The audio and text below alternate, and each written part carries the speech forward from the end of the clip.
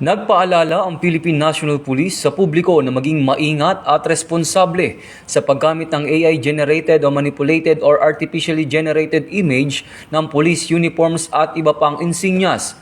Ayon kay Police Acting Chief PNP, Police Lieutenant General Jose Melencio Nartates Jr., nagdalayo ng direktiba na maprotektahan ang integridad ng PNP at mapanatili ang tiwala ng publiko sa mga operasyon. Binabantayan din umano ng PNP ang posibleng maling paggamit ng opisyal na imahe na maaaring magdulot ng panloloko o makasira sa reputasyon ng organisasyon. Nagbabala rin si Police Lieutenant General Nartates sa mga PNP personnel laban sa paggawa at pagpapakalat ng AI-generated photos ng uniforme ng pulis at sundin ang mga pulisiya at protocols sa paghawak at pagbabahagi ng larawan lalong-lalo na sa social media.